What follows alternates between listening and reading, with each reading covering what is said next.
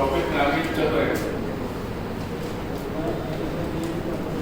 ये formula mu naught H P I equal to mu naught N I ampere current induced field ampere current mu naught आई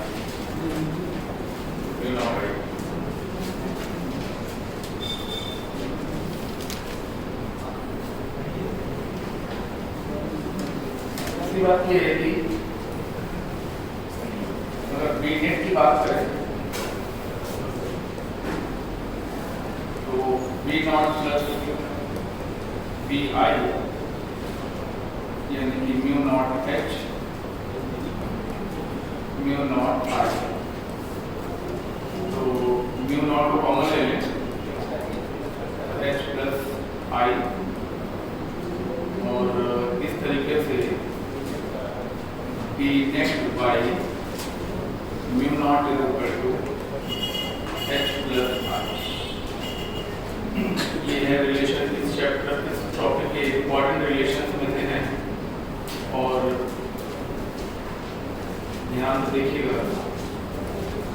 और dia की बात करें, dia में क्या है कि एच और आई का जो ये स्थिति होती है एच और ये आई, ये स्थिति है एच और आई डाया यानी कि theta is equal to 180 degree.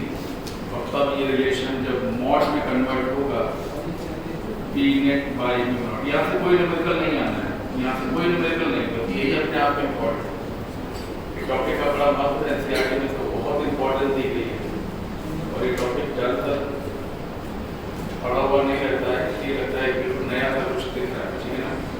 एक बार B net by naught H plus आई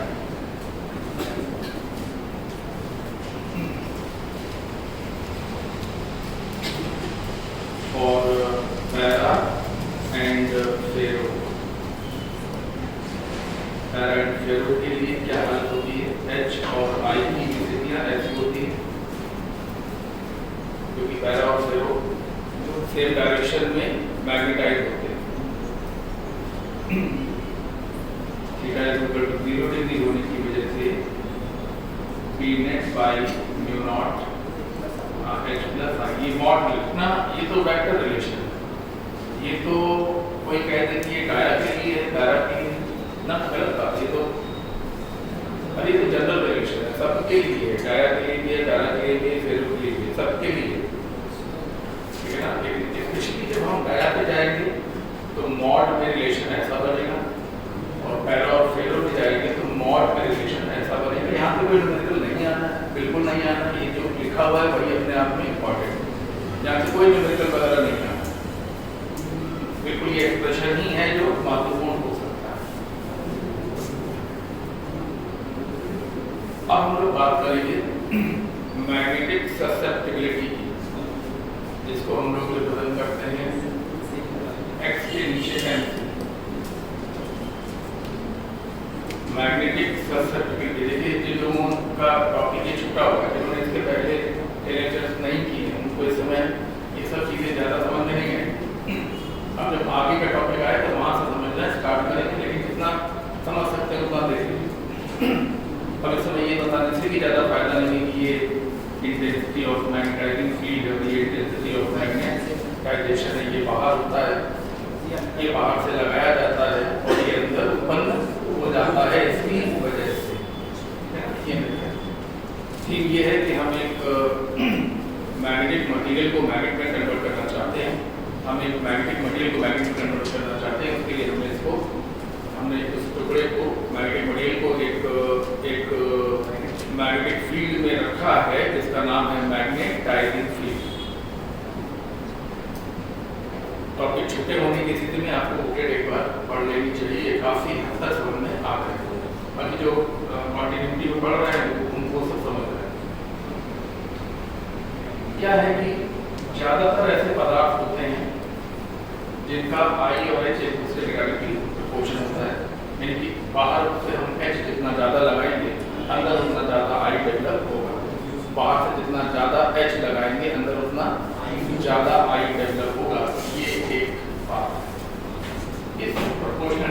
आगे आपको बहुत महत्वपूर्ण बात लिखनी है जो बुकलेट में लिखने से रह गई है, और वो बात ये है कि this rule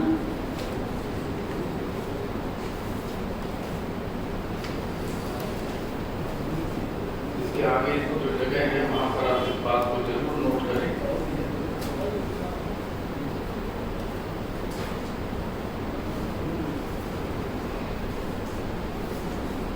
This rule is only for dia and para.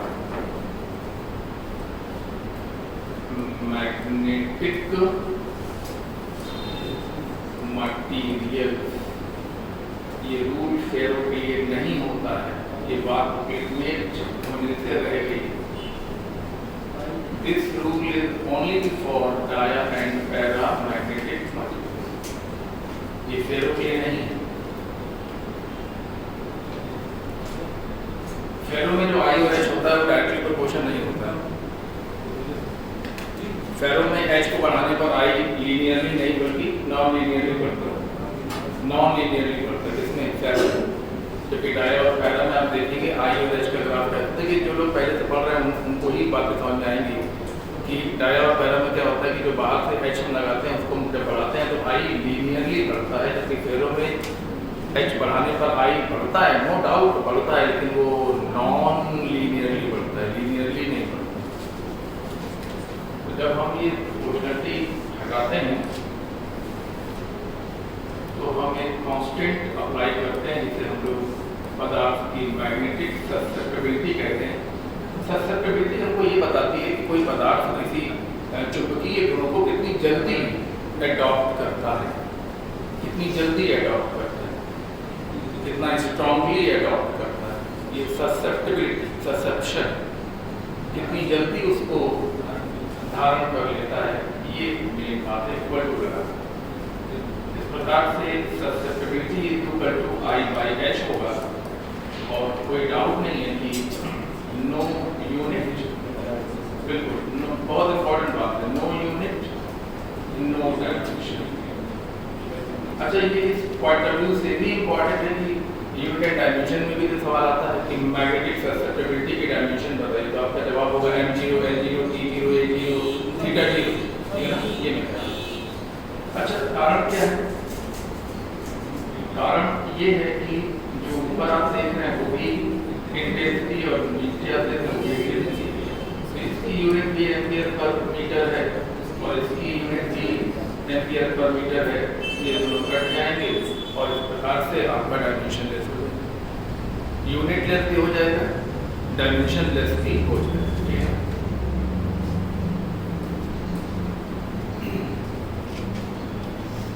हाँ, ससेप्टिबिलिटी क्या बताती है कि कोई पदार्थ कितनी जल्दी चुंबकीय गुणों को धारण कर लेता है।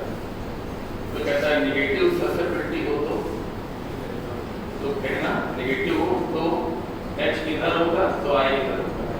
नेगेटिव का मतलब उल्टा ससेप्शन नहीं है, नेगेटिव का मतलब उल्टा ससेप्शन, उल्टा धारण कर लेता है, ठीक है ना।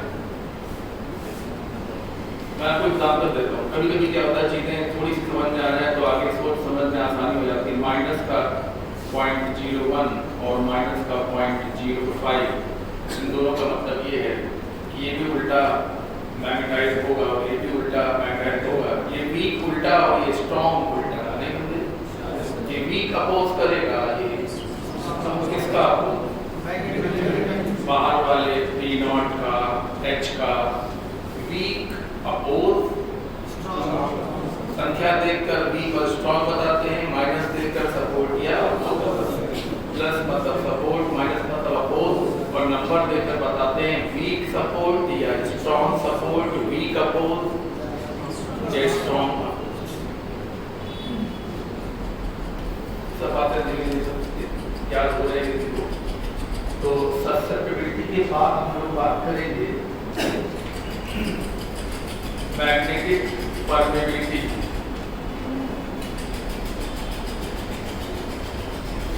तो अगर हम बात करें सपोर्ट करने वालों की,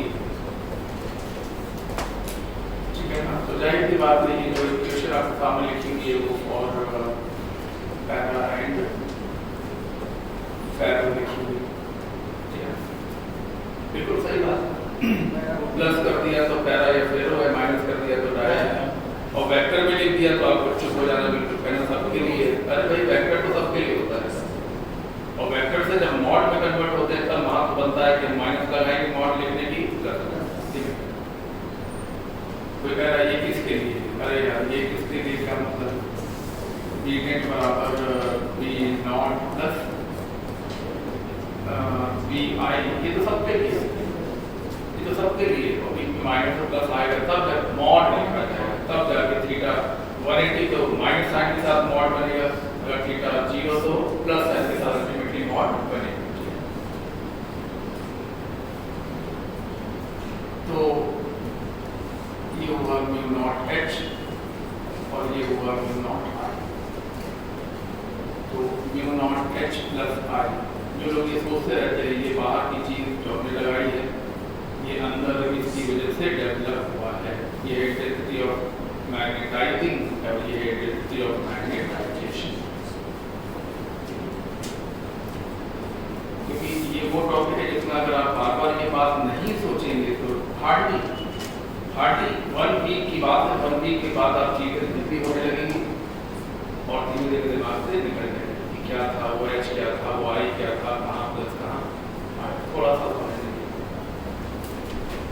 तो mu naught 1 plus xn H, कितना बढ़िया रिलेशन ये आपके सामने है। और इसको जो है ना ये देखिए, इसको हम लोग कहते हैं म्यू यानी कि पदार्थ की परमेबिलिटी, स्टील की परमेबिलिटी, सॉफ्ट आयरन की परमेबिलिटी, म्यू मेटल की परमेबिलिटी, स्टेरॉइड की परमेबिलिटी। परमेबिलिटी इस प्रकार से हमने देखा कि म्यू बराबर आ गया म्यू नॉट 1 प्लस म्यू बराबर म्यू नॉट 1 प्लस ससेप्टिबिलिटी। ये कितना बढ़िया रिलेशन है। ये न्यूमेरिकल के पॉइंट ऑफ व्यू से मेरा मानना है कि ये न्यूमेरिकल के पॉइंट ऑफ व्यू से भी इम्पोर्टेंट है, जबकि हम ये सब जो लिखते रहे समझाते रहे आपको एच माइनस और एच प्लस आई, ये जो हम सब लिखते रहे इससे कभी न्यूमेरिकल नहीं आएगा आपको। इससे आपको केवल ये एक क्वेश्चन मिलेगा, ऊपर जो लिखा हुआ है वो डाया के लिए और नीचे प्लस जो लगा हुआ वो पैरा और फेरो। अरे मॉड रिलेशन है भाई, मॉड रिलेशन में प्लस माइनस का महत्व हो जाता है, ये इम्पोर्टेंट है। इस तरीके से हम एक बात और कहना चाहते हैं कि बी नेट बराबर देखो म्यू एच।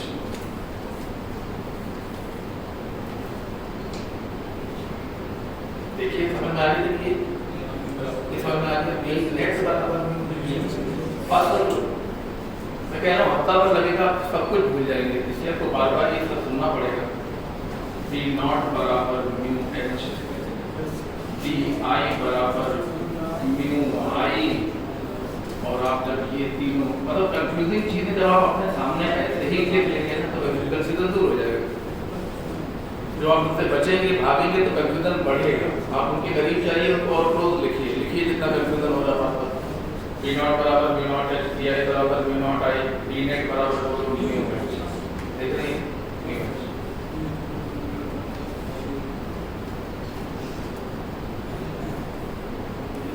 ये सब इकट्ठा कर लेना, मतलब इकट्ठा कर लोगे तो तुम्हें थोड़ी सी सुकून ये मिलेगा कि आपको एकदम क्लियर है कि काम क्या लिखना है।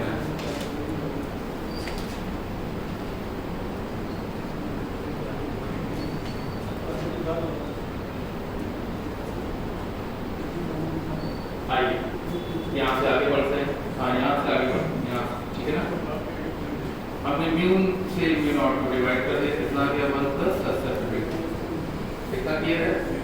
और किसी पदार्थ की परमिटिविटी और निर्वात की परमिटिविटी रेशियो हो गया। किसी पदार्थ की परमिटिविटी और निर्वात की परमिटिविटी के अनुपात को हम कहते हैं रिलेटिव सापेक्ष चुंबकशीलता, बड़ा फेमस वर्ड है। और ये समझ लीजिए इससे ज्यादा न्यूमेरिकल बनने का चांस यहाँ से इसमें कोई डाउट नहीं, इससे ज्यादा महत्वपूर्ण ये। क्योंकि इसमें कैलकुलेशन के नाम पे कुछ है, देख रहे हैं सस्टेनेबिलिटी में सिर्फ एक जोड़ दे रहा है, क्या आ जाएगा रिलेटिव परमेबिलिटी, रिलेटिव सापेक्ष चुंबकशीलता।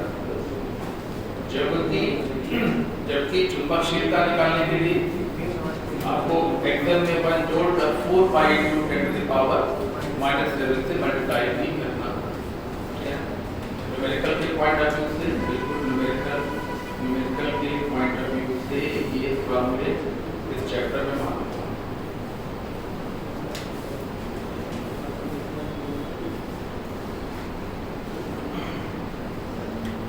इसके आगे हमने 2 चीजें लिखी हैं।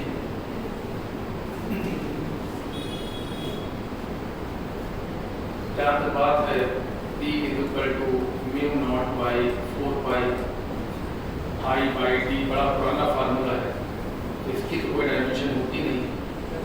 बात मेरी समझिएगा, म्यू नॉट की जो डायमेंशन है वो है टेस्ला मीटर पर एम्पियर। ध्यान से देखिए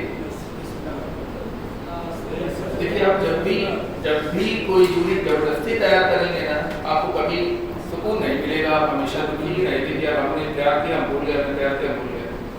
आप कोई भी यूनिट लिखिए, आप कोई भी जो आपको फार्मूला याद है सबसे सरल वाला, उस फार्मूले को आप तैयार करें, ठीक है ना। भी जब ये एट वन एंड हो गया, very long wire eight one and, और ये बोलो साइड बीच में नहीं, तो इस टू से हमें क्या फर्क पड़ता है? तो आपको तो यूनिट लिखनी है, तो बताओ म्यू नॉट की टेस्ला मीटर पर एम्पियर आया कि नहीं? और यही होगा म्यू की यूनिट, सेम। नहीं समझ में आ रहा? जबकि समझो तो बात को, म्यू आर यूनिटलेस और बोलो डायमेंशनलेस। ऐसे इकट्ठे चीजों को नोट करिए तो ऐसे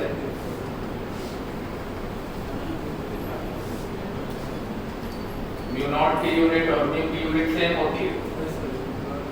अरे उसमें सेम क्या होती है? तो निर्वात की चुंबकशीलता है, पदार्थ की चुंबकशीलता, कोई सापेक्ष होना है, और जो सापेक्ष चीजें होती हैं वो हमेशा, हाँ, वो सापेक्ष होने की वजह से वो कैंसिलेशन हो जाता है।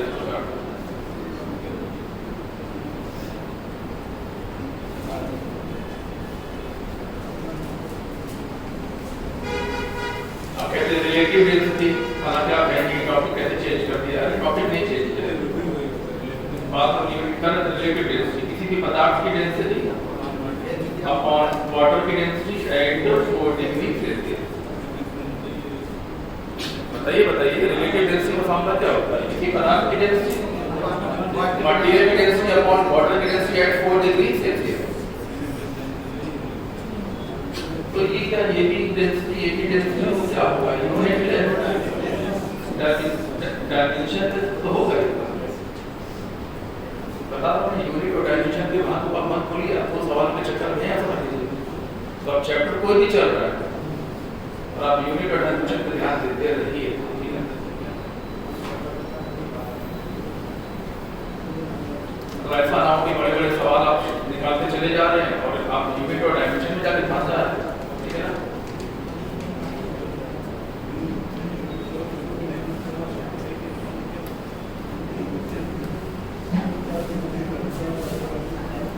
इसके बाद हमने एक नोट लिखा हुआ है, उसको आप हटा दीजिए। हाँ, इन सीरियस हमने 2 इक्वेशन बनाई हैं, एकदम सही इक्वेशन है, कोई डाउट नहीं है, लेकिन ये टॉपिक हटा दीजिए, इसका कोई मतलब नहीं।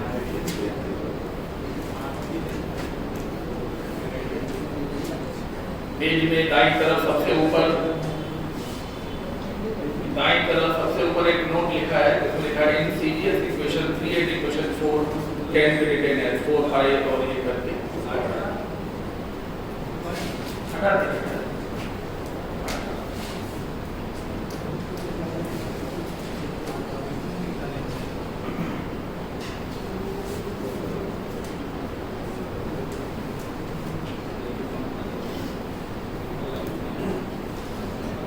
ये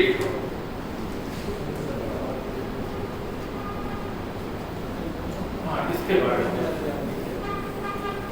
नहीं, इतना आपको वैसे ही पढ़ना होता है, तो जो जरा सा एक्स्ट्रा है ना उसको हटा दीजिए।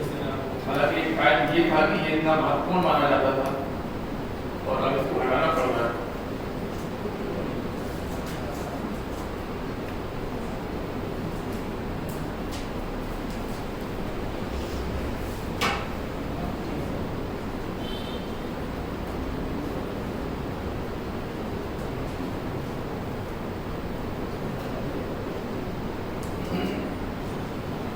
मैग्नेटिक फील्ड 500 एम्पीयर, देखिए कैसे होता है।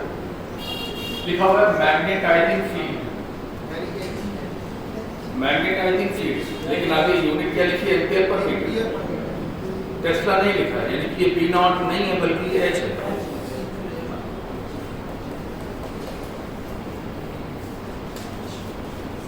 बिल्कुल यूनिट पे ध्यान देंगे तभी तो मालूम पड़ेगा वो एच है। तो फ्लक्स प्रोड्यूस कर रहा है 2.4 into 10 to the power -5 weber का। Cross section area 0.5 centimetre square. Calculate करना है permeability and susceptibility of material, permeability and susceptibility of material, permeability and susceptibility of iron।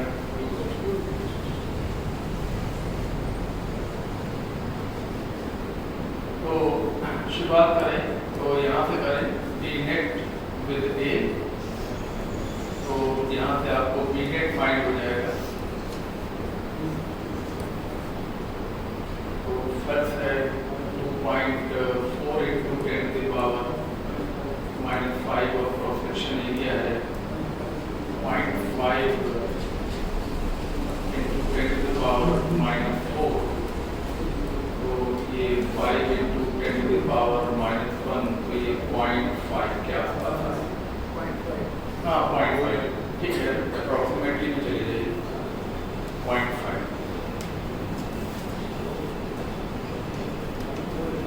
उसके बाद जैसा कि हम लोग ये जानते हैं कि D net is equal to mu H होता है, तो mu is equal to D net by H से हमारा काम चल जाना चाहिए 0.5 बाई 1500।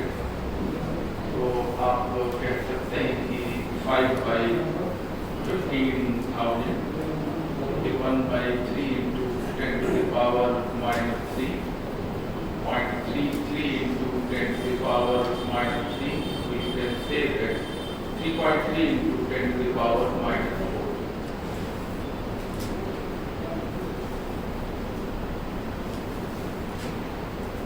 ये हमने निकाला परमेबिलिटी जो पहला आंसर। यहाँ पे 3.2 लिखा हुआ है क्योंकि ये एक्यूरेट आंसर है और ये हमारा अप्रॉक्सीमेट में जाता है। ये एकदम एक्यूरेट है और ये थोड़ा सा अप्रॉक्सीमेट है। आप देखिए कि एक्यूरेट और अप्रॉक्सीमेट में कभी ज़्यादा अंतर होता नहीं है, इसलिए जैसे 0.49 आ रहा है।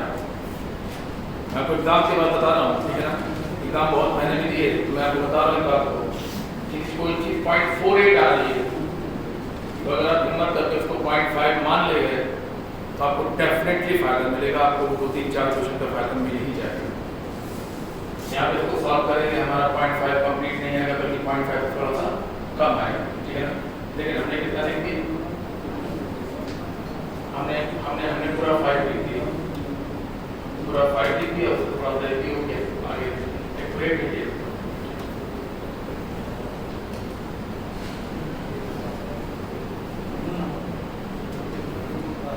चलिए अब आगे चलते हैं और हम जानते हैं mu is equal to mu naught 1 plus susceptibility.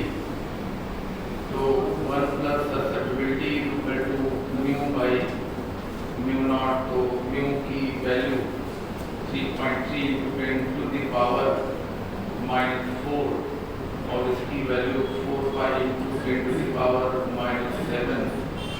तो 3.1/4 pi और 0.08 और into 10 to the power 3 कितना दिया है।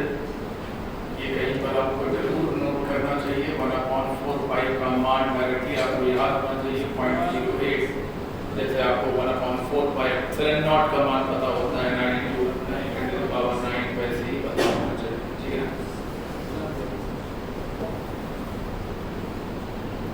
ये होता वैसे है 0.079 मतलब 0.08 नहीं लिख पाएंगे, लिख सकते हैं, लिखना भी चाहिए।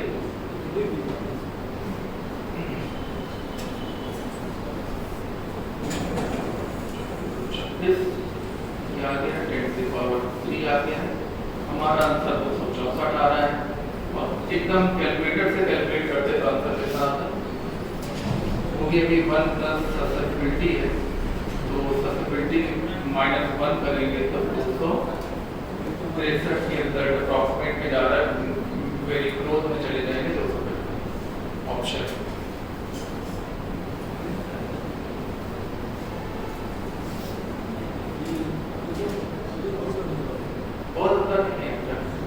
ऑप्शन बहुत दूर दूर होगी।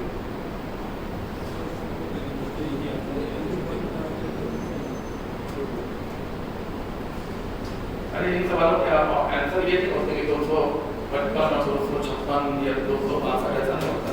255 364 126 इस प्रकार के रिजल्ट।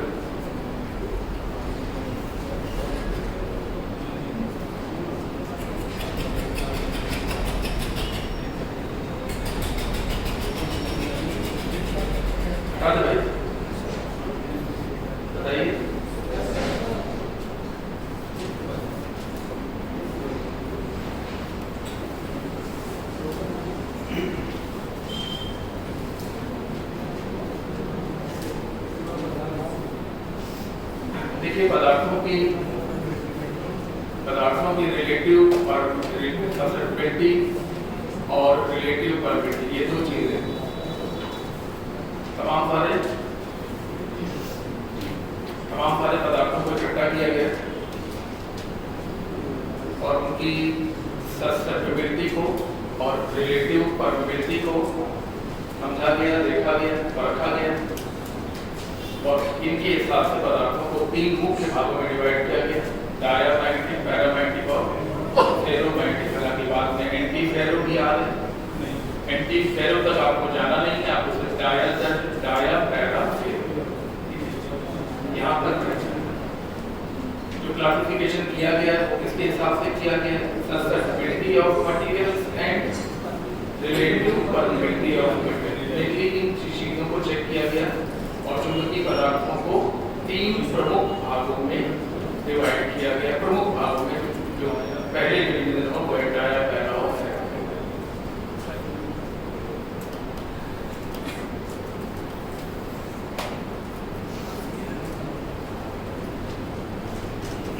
तो सबसे पहले हम लोग जल्दी से बात करेंगे डाया की। डाया जैसा कि हम लोग बहुत पिछले टर्म से चढ़ते चले आ रहे हैं, कई बार सुनते चले आ रहे हैं कि डाया जो होते हैं वो बाहरी फील्ड का फीबल अपोज करते हैं। अपोज करने की वजह से ये फील्ड को अपने अंदर से होकर जाने नहीं देते और तब भी कुछ लाइनें जो बिल्कुल सीधे आ रही होती वो निकली जाती है, अलग बात है। लेकिन ये ज़्यादातर लाइनों को बाहर से, देखिए ये लाइन अंदर से जाती हुई दिख रही है लेकिन जा नहीं पाई है। ये देखिए किसकी पहचान है, बोलिए डाया।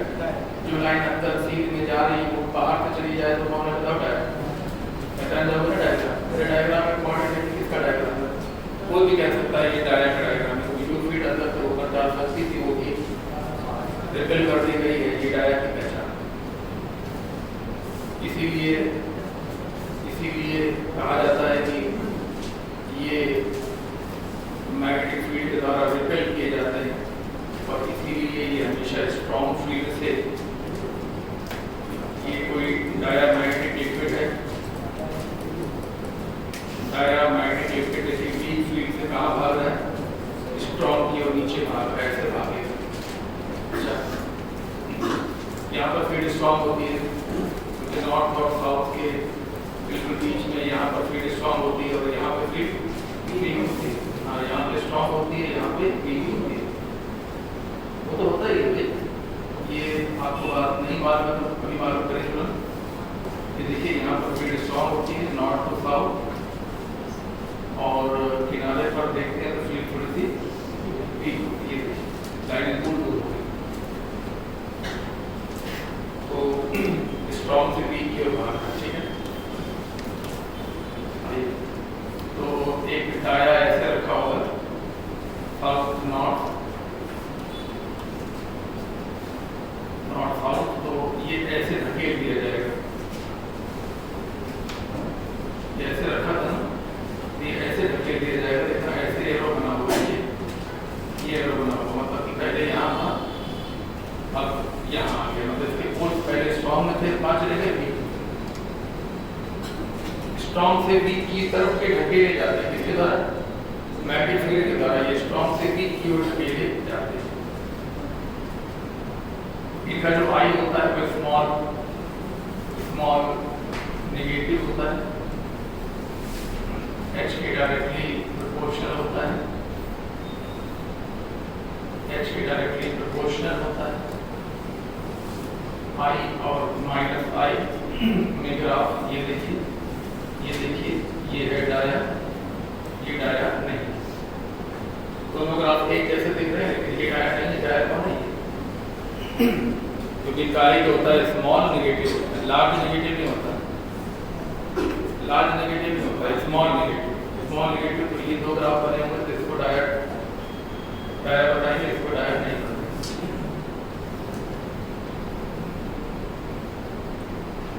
इनका जो एक्सियम होता है वो भी स्मॉल नेगेटिव वैल्यू -10⁻⁵, मतलब -0.00001, ये की वैल्यू एक्सियम की वैल्यू। एक्सियम एच पे डिपेंड नहीं करता, एक्सियम टेम्परेचर पर डिपेंड नहीं करता, ना एच पे डिपेंड करता है ना टेम्परेचर पे डिपेंड करता है। डाया की जो ससेप्टिबिलिटी है वो एच पे भी डिपेंड नहीं करती, बार वाले एच पे भी डिपेंड नहीं करती, और टेम्परेचर पे डिपेंड नहीं करती। डाया ही वो है जो मैंने क्लास में कहा, डाया ही वो है जो टेम्परेचर पर जिनका प्रभाव नहीं पड़ता, टेम्परेचर का उस पर कोई प्रभाव नहीं पड़ता, केवल डाया।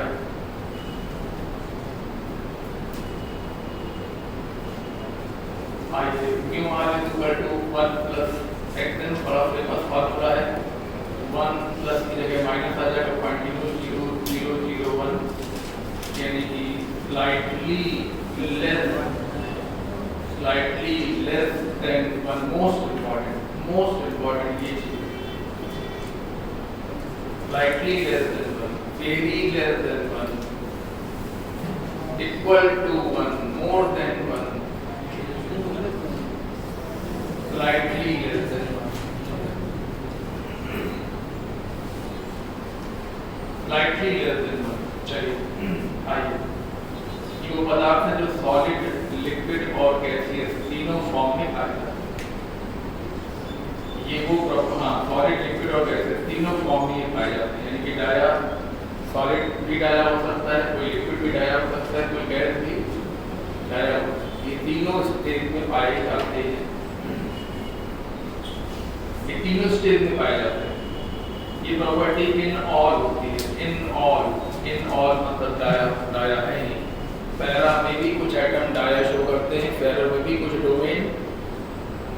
नहीं, डोमेन का नाम लिया तो सीधे फेरो की बात करो। डोमेन जो वर्ड है किससे रिलेटेड है? डोमेन थ्योरी किससे रिलेटेड है? मैग्नेटिक हिस्टेरिसिस ओनली फेरो, डोमेन थ्योरी ओनली फेरो है। ये प्रॉपर्टी कौन सी प्रॉपर्टी?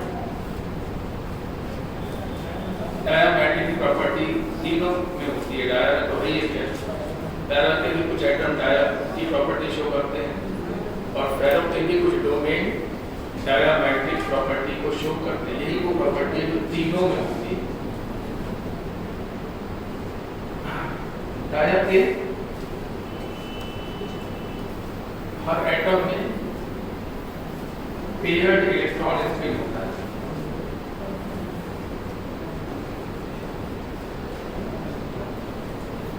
पेयर्ड इलेक्ट्रॉन स्पिन होता है, ये देखिए इलेक्ट्रॉन है ऐसे आ रहा है, इसका दूसरा साथी इलेक्ट्रॉन ऐसे आ रहा है, इसकी वजह से m ऐसा बनेगा, इसकी वजह से m ऐसा बनेगा। m1 और m2 का मान जो होगा वो बराबर होगा, नेट m 0 होगा, नेट m1 माइनस m2 कटेंगे और कितना आ जाएगा बताइए, 0 आ जाएगा। हाँ ठीक है ठीक है, तो जो भी m बने बिल्कुल सही बने, आप उसको जब चाहे सब चेक कर सकते हैं। ये इलेक्ट्रॉन है ऐसे चलेगा तो करंट ऐसे जाएगी, ये देखिए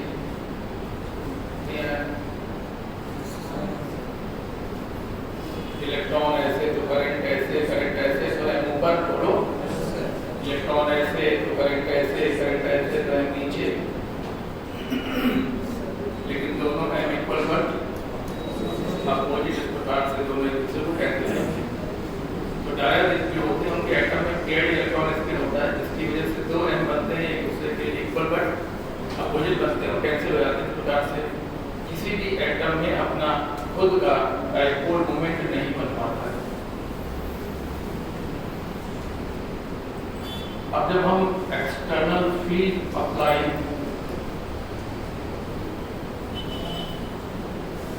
तो बहुत ही अजीब सी घटना देखने को मिलती है।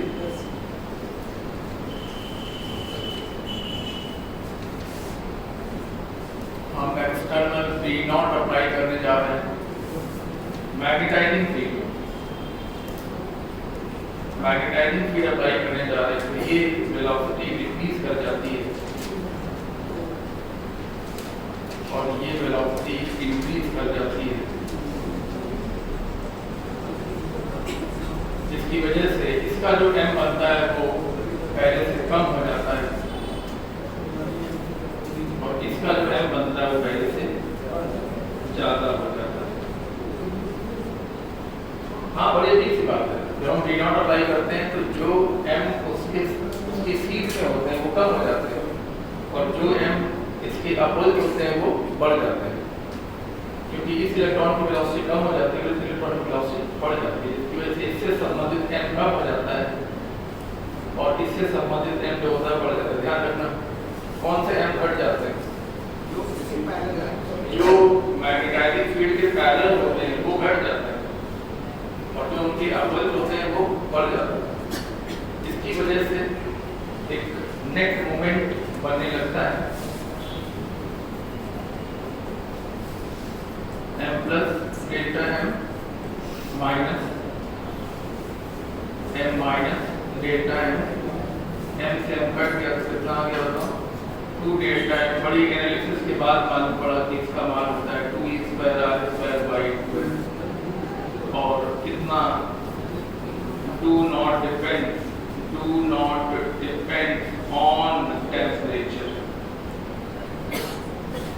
mnet बन जाता है, mnet बन जाता है और जो कितना होता है 2 डेल्टा m सॉल्व करने पर b e square r not square by 2 m do not depend on temperature. Most important, अच्छा खैर छोड़िए, हम तो पहले ही बता चुके हैं do not depend on temperature, पहले ही बोल चुके हैं कि डाटा की जो प्रॉपर्टीज है वो टेम्परेचर पर डिपेंड नहीं करती। यहाँ पे कहाँ टेम्परेचर दिखाएं, do not depend on temperature. अच्छा और क्या खास बात है,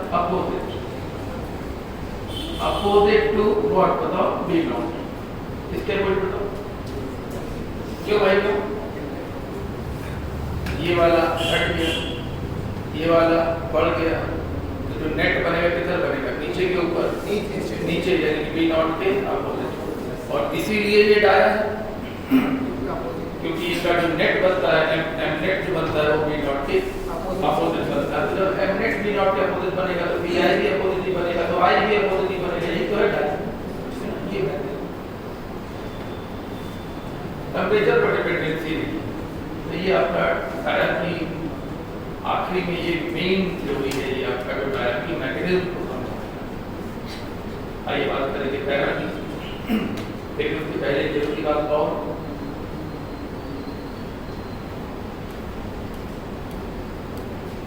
सुपर कंडक्टर परफेक्ट डाया होते हैं,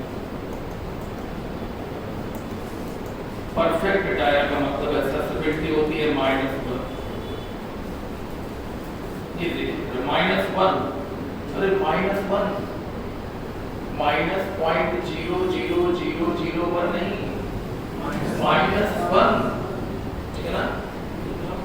यानी कि relative probability 1 plus susceptibility 1 plus -1 मतलब बोलो 0। रिलेटिव परमिटिविटी ही नहीं है, सापेक्ष चुंबकशीलता है।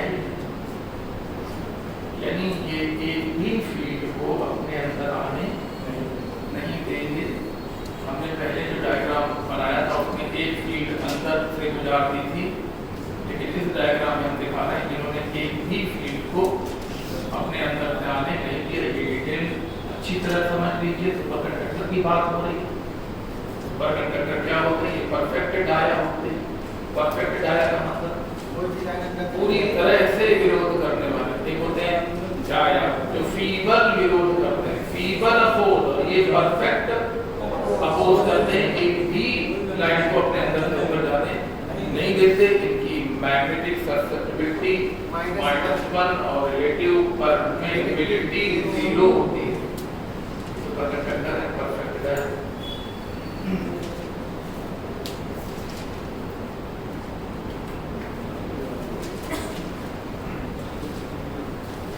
बात करते हैं पैरा की। एक्चुअली इसको हम पीडीएफ से नहीं पढ़ा रहे हैं, क्योंकि पीडीएफ से पढ़ाने में आपको का समस्या नहीं टाइम नहीं मिलता ना, बिल्कुल बनाया जाता है एकदम से दिखा थोड़ा आपको टाइम मिलेगा तो थोड़ा आपके दिमाग में टिकेगा। ये फीबल सपोर्ट करते हैं,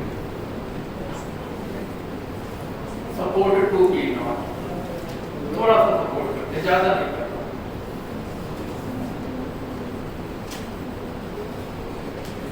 चीजों को अपने मतलब के हिसाब से सिंबॉलिकली समझिए। जो चीजें अंदर से जा रही, लाइनें जा रही, बस ये देखें जो लाइनें बाहर से जा रही हैं वो भी खींच रहा है,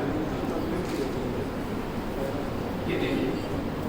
लेकिन उतना अच्छा खींच भी नहीं पा रहा है, उतना अच्छा खींच भी नहीं पा रहा। क्यों?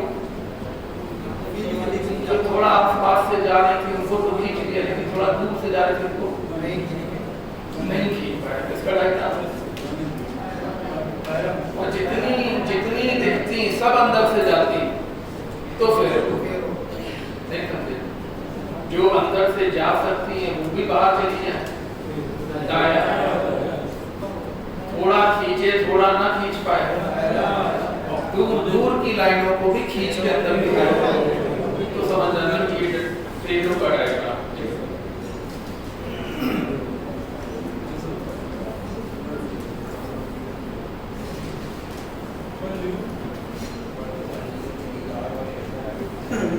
कभी ये वीक फील्ड से स्ट्रॉन्ग फ्लूइड हटेल दिए जाते हैं, ऐसा एरो बना होगा, देखो ध्यान से समझ जाना। वीक टू बोलो, वीक टू स्ट्रॉन्ग, ऐसे घुमा दिए जाते हैं पैरा।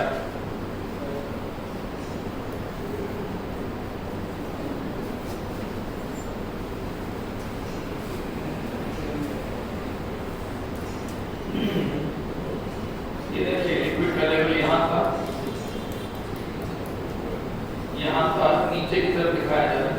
V2 स्ट्रॉन्ग, कौन है? Dia.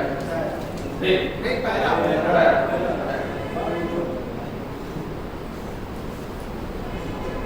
I small positive,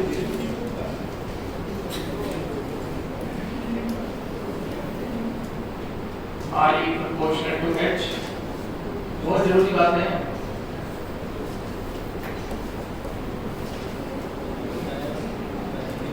H और I के लिए ये ग्राफ आपके सामने 3 ग्राफ,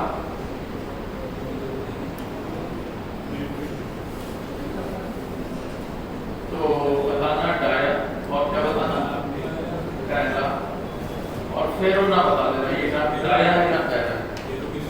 ना फेरो नहीं, ये नहीं कि बहुत बड़ा गया तो फेरो ऐसा, क्योंकि जो प्रोपोर्शनलिटी है I और H की सिर्फ डाया और पैरा के लिए है, फेरो के लिए नहीं। इक्वेशन तो बता जा।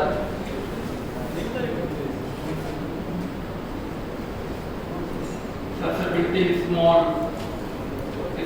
positive value 10⁻⁵ मतलब प्लस का 0.00001, प्लस का 0.00001 एकदम do not depend on H, बिल्कुल नहीं डिपेंड करता, बिल्कुल नहीं डिपेंड करता, बिल्कुल भी। एंड मोस्ट इम्पोर्टेंट एकदम इनवर्सली प्रोपोर्शनल टू टेम्परेचर, ये क्यूरी लॉ है और ये क्यूरी कांस्टेंट है। मैडम क्यूरी के नाम पर ये लिखा गया है, क्यूरी कांस्टेंट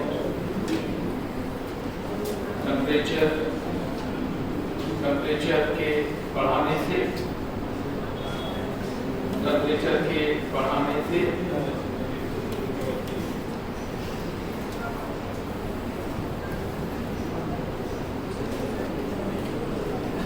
ससेप्टिबिलिटी इस प्रकार से नॉन लीनियरली घटती है। One upon susceptibility graph obviously straight line होना चाहिए। जब ससेप्टिबिलिटी नॉन लीनियरली घटती है तो वन अपॉन करेंगे तो बढ़ेगी, ठीक है ना। मोस्ट इंपॉर्टेंट दोनों ग्राफ ये definitely temperature dependency dia para ferro के लिए अति महत्वपूर्ण प्रश्न है, बता रहा हूं मैं आपको। डाया कुछ भी टेम्परेचर पर डिपेंड नहीं कर रही है, पैरा डिपेंडेंट है टेम्परेचर पर, फेरो जबरदस्त डिपेंडेंट है टेम्परेचर पर। ये क्यूरी का नियम है, ये क्यूरी का कांस्टेंट है।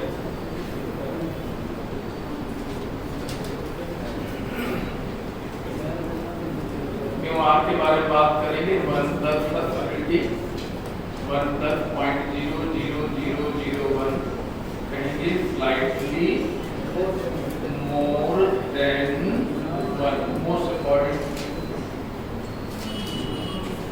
slightly more than 1, slightly more than 1। ये पदार्थ भी सॉलिड, लिक्विड और गैसियस तीनों स्टेज में पाए जाते हैं। ये पदार्थ भी सॉलिड, लिक्विड और गैसियस तीनों स्टेज में पाए जाते हैं, ठीक है।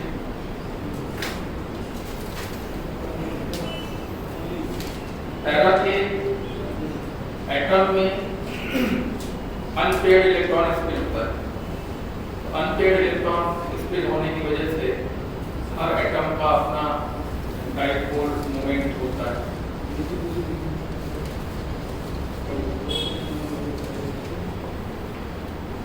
हर एटम का अपना डाइपोल मोमेंट कुछ ना कुछ होता है, लेकिन ये सारे के सारे एटम रेंडमली ओरिएंटेड होने की वजह से जो नेट एम बनाते हैं पूरे टुकड़े का, वो कितना बन जाता है? एक बार फिर सुन लीजिए। पैरा के हर एटम में, पैरा के एटम में अनपेयर्ड इलेक्ट्रॉन स्पिन होता है। इसकी वजह से हर एटम का अपना एम होता है। सारे एटम, हर एटम का अपना एम होता है, लेकिन सारे एम रेंडमली ओरिएंटेड होते हैं। किसी एटम का एम राइट, किसी का लेफ्ट, किसी का अप, किसी का डाउन, किसी का एक्स वाई प्लेन से तो किसी का माइनस एक्स वाई प्लेन,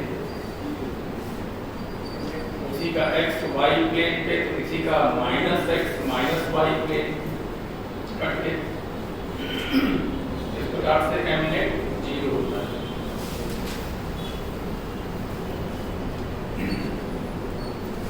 हर एक एटम का अपना एम होता है, लेकिन पूरे टुकड़े का, पूरे स्पेसिमेन का, पूरे सैंपल में कोई एम नेट नहीं होता।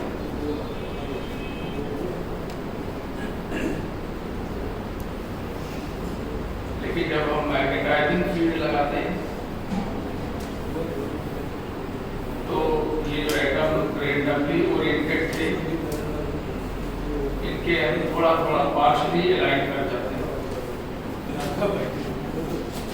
पार्शियली अलाइन कर जाता है, कंप्लीटली अलाइन तो खैर कभी हो ही नहीं सकते, लेकिन पार्शियली अलाइन कर जाते हैं। सब एक दूसरे को थोड़ा थोड़ा सपोर्ट करें। इसका एक कंपोनेंट इधर जाएगा, इसका भी एक इधर जाएगा, इसका भी एक कंपोनेंट इधर जाएगा, इसका भी एक। अब सबका देखिए, सबका एक एक कंपोनेंट डी नॉट की दिशा में जा रहा है। ये वर्ड ध्यान रखिएगा। पार्शियली अलाइंड एक होगा कंप्लीटली अलाइन, गलत हो गया। पार्शियली अलाइन, कंप्लीटली अलाइन हो जाते तो ये पैराथीम होते थे। पैराथीम होते बहुत अच्छे चुंबक ना बन जाते, ये कभी भी बहुत अच्छे चुंबक में कन्वर्ट नहीं होते हैं, क्योंकि इनके जो एटम्स होते हैं वो हमेशा पार्शियली अलाइन होते हैं, कभी भी कंप्लीटली अलाइन नहीं होते। टेम्परेचर बड़ा इनके लिए खतरनाक चीज है। टेम्परेचर की वजह से इनकी रैंडमनेस बनी ही रहती है, जिसकी वजह से कभी भी कंप्लीटली अलाइनमेंट नहीं होगा। एक सवाल सुन लीजिए, बुकलेट में लिखा हुआ है, लिखने की जरूरत नहीं। पैरामैग्नेटिक सॉल्ट को अगर हम गर्म करेंगे, चलिए अच्छा कूल करेंगे, पैरामैग्नेटिक सॉल्ट को अगर हम कूल करेंगे तो क्या होगा? ससेप्टिबिलिटी और मैग्नेटिक प्रॉपर्टी बढ़ेगी कूल करने। अक्सर आप लोगों के दिमाग में ये क्वेश्चन रहता है कि हीट करें तो क्या होगा, तो हमने पूछा है कूल करें तो क्या होगा। तो टेम्परेचर की इन्वर्सली है, तो टेम्परेचर कूल करेंगे तो ससेप्टिबिलिटी और तमाम मैग्नेटिक गुण बढ़ेंगे, हीट अप करेंगे तो घटेगा।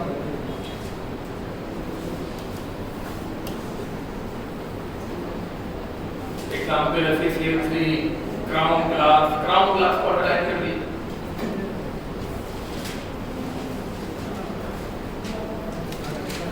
एग्जाम्पल ज्यादा महत्वपूर्ण नहीं है, लेकिन तब भी ऐसे एग्जाम्पल जो फिजिक्स में कहीं और देखने को मिलते हैं, जैसे क्राउन ग्लास वगैरह लिखा होगा सबसे आखिरी में एग्जाम्पल में।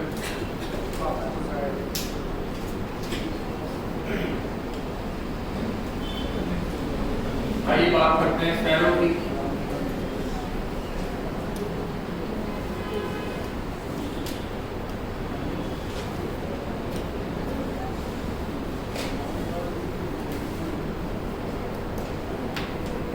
ये एक्सटर्नल फील्ड का बहुत जबरदस्त सपोर्ट करते हैं, जबरदस्त सपोर्ट करने की वजह से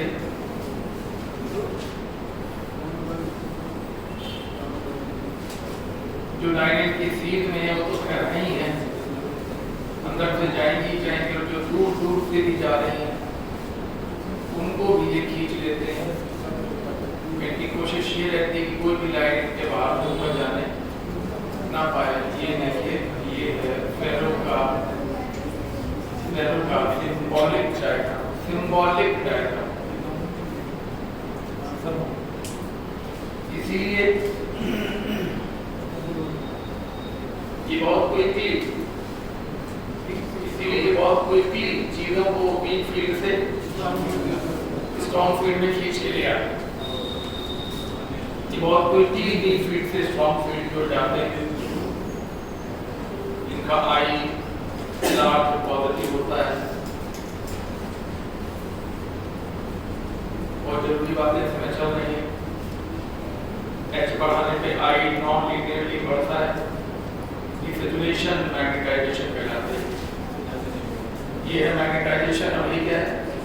सैचुरेशन मैग्नेटाइजेशन, यानी कि मैग्नेटाइजेशन इससे ज्यादा आगे बढ़ नहीं पाना। Saturation magnetisation.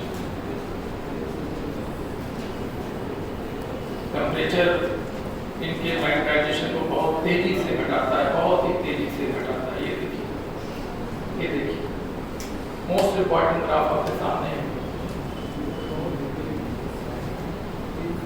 इनकी susceptibility large positive plus 10 to the power 3 से 10 to the power 5 plus 10 to the power 3 से 10 to the power 5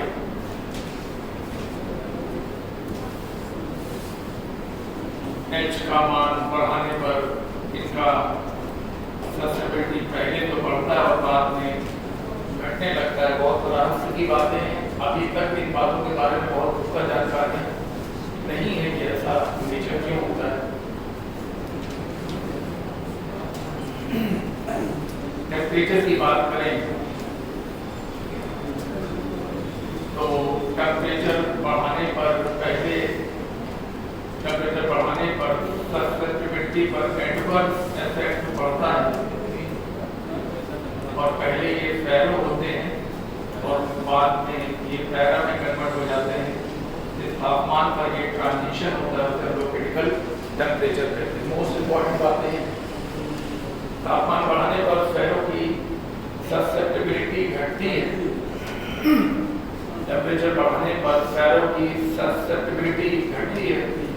छोड़ो यार इकट्ठे बात करो, जहाँ कंफ्यूजन वहाँ सब इकट्ठे रख दो। यहाँ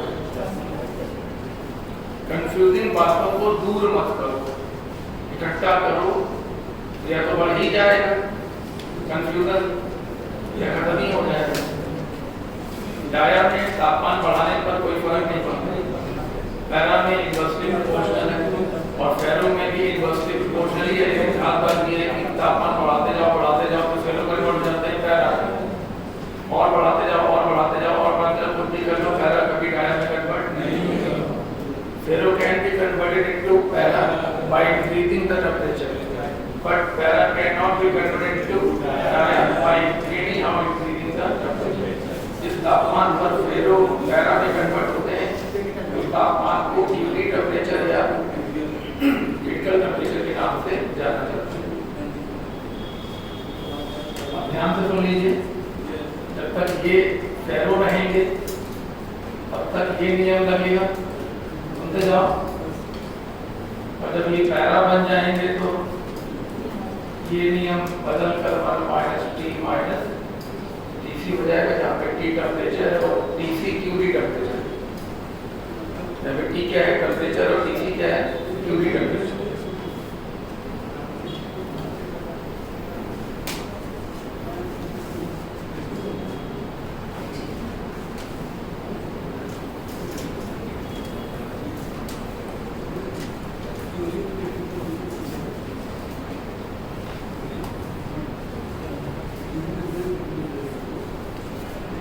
टेम्परेचर अलग अलग पदार्थों के लिए, अलग अलग फेरो के लिए अलग अलग होता है।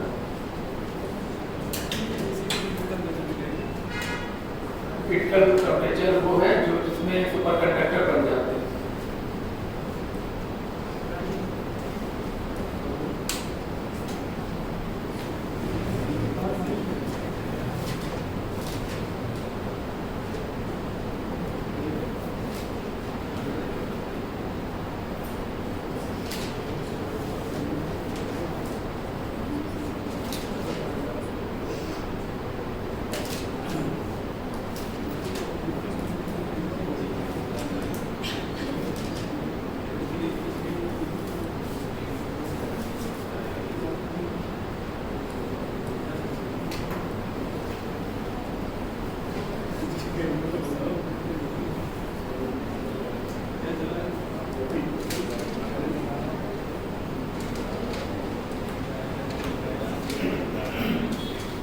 ये क्यूबी टेम्परेचर है, यहाँ तक फेरो है और इसके बाद ये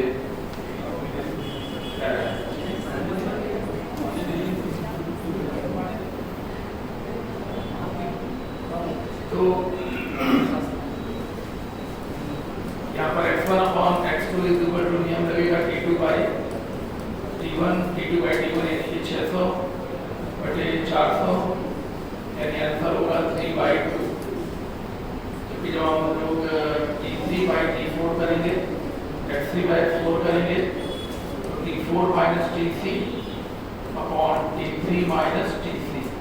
तो T4 जरा देख के बताइए, 900 माइनस क्या होता है 700 और Tc देख के बताओ 800 माइनस टेम्परेचर 700।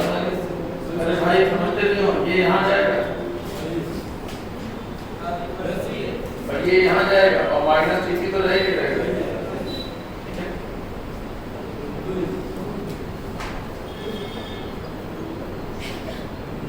ये दो सवाल यहाँ पर ये हो गए, x1/x2 का सवाल ये हो गया और x3/x4 का सवाल ये हो गया। ये सब इसलिए हुआ है कि ये जो आपको लाइन नजर आ रही है ये क्यूरी टेम्परेचर से पहले शैलो और क्यूरी टेम्परेचर के बाद आएगा कि नियमों का पालन कराना है। इस प्रकार की बुकलेट में लिखा हुआ आगे चलने दीजिए।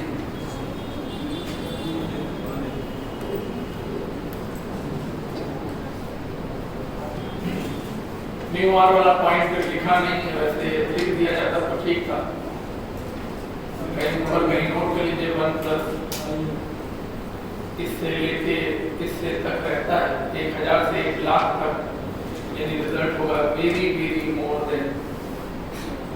कहीं नोट कर लीजिए भाई, कहीं जगह बना के इसको नोट कर लीजिए, फेरों में कहीं जगह बना के।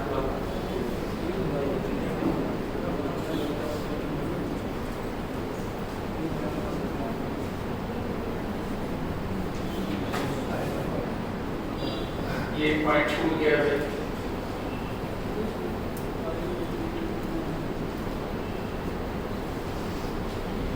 आइए, ये जो प्रॉपर्टी है वो केवल सॉलिड में होती है, ओनली सॉलिड, वो भी कैसे, बहुत ठोस।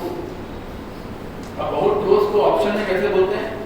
Too much crystalline. क्या बोलते हैं? Too much crystalline.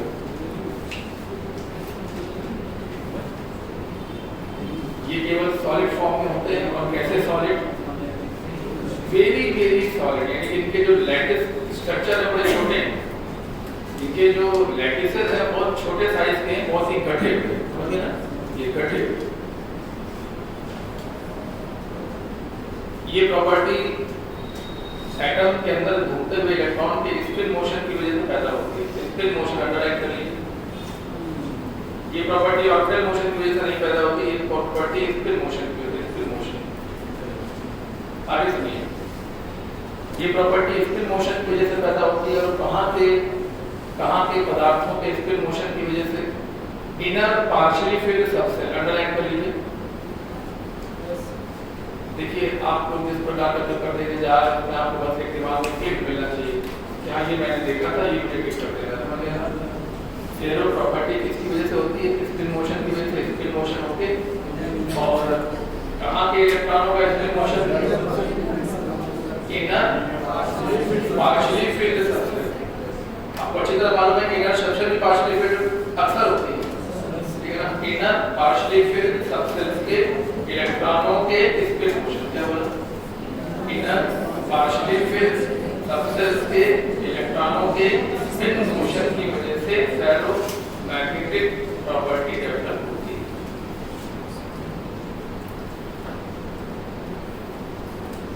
एक फेरोमैग्नेटिक मटेरियल को जब क्यूरी और वेस्ट ने बहुत ध्यान से चेक किया तो उन्होंने पाया कि यहाँ पर कुछ ऐसे इलाके हैं, कुछ ऐसे पार्ट्स हैं जो सब अलग अलग प्रकार का नेचर प्रदर्शित कर रहे हैं।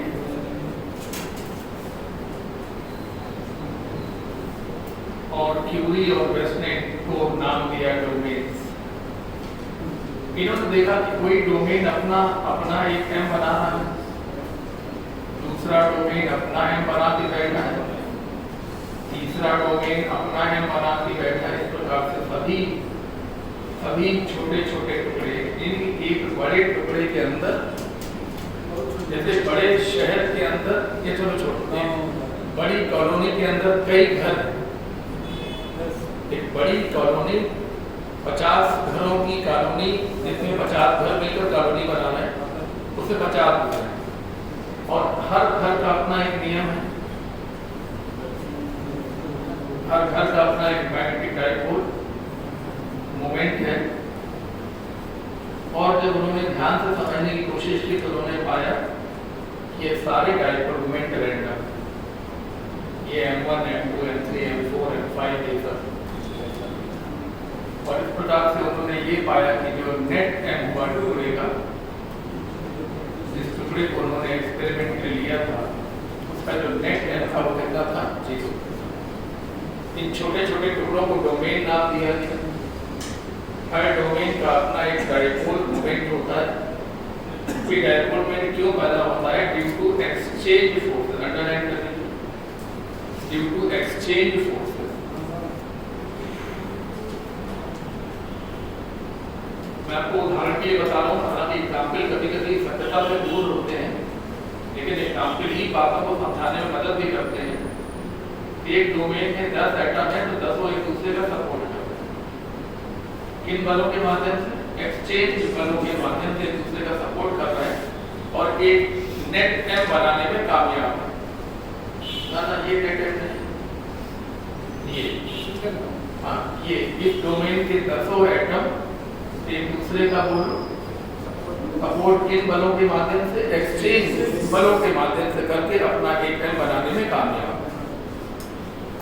इसमें मान लो 8 ही एटम है, लेकिन ये 8 एक दूसरे के अकॉर्ड समझते हैं, अकॉर्ड सपोर्टिव है, accord according to each other है, ठीक है ना। मान लो इसमें 5 ही है अकॉर्ड, इसमें 20 है अकॉर्ड, तुम बात समझ गए, ठीक है ना। तो अंडरलाइन करने वाली बात है कि एक बड़े टुकड़े में कई छोटे छोटे पार्ट्स पाए गए। इन पार्ट्स को डोमेन कहा गया। हर डोमेन का अपना डायपोल मोमेंट पाया गया। ये डायपोल मोमेंट क्यों पाया गया? किस वजह से? एक्सचेंज फोर्सेस की वजह से पाया गया। लेकिन सारे डोमेन आपस में रैंडमली ओरिएंटेड थे, इसलिए पूरे टुकड़े में कोई नेट डायपोल मोमेंट नहीं पाया गया। और मैं यहाँ पे कनेक्शन कराना चाहता हूँ।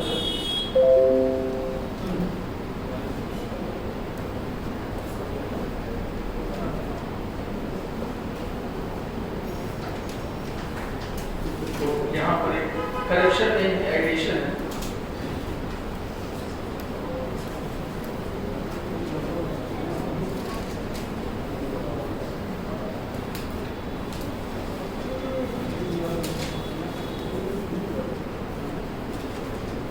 टू बी 0 लिखा हुआ है, 0 के आगे लिखिए अप्रॉक्सीमेटली।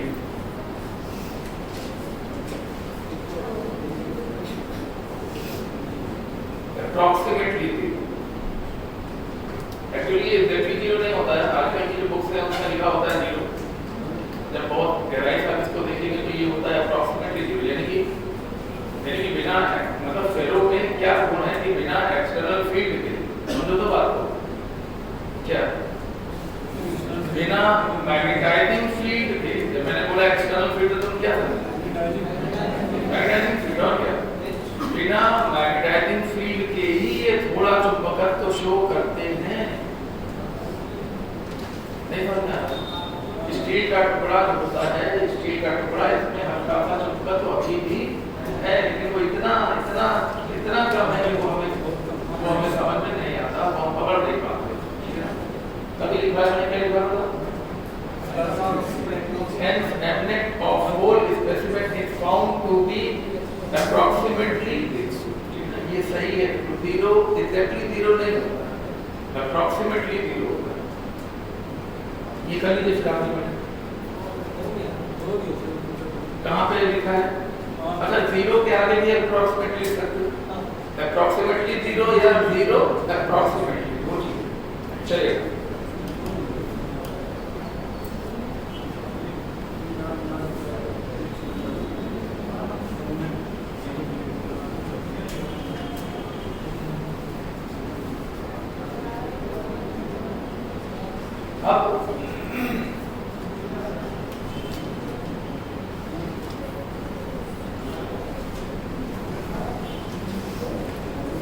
अब जब हमने मैग्नेटाइजिंग फील्ड लगाने का फैसला किया,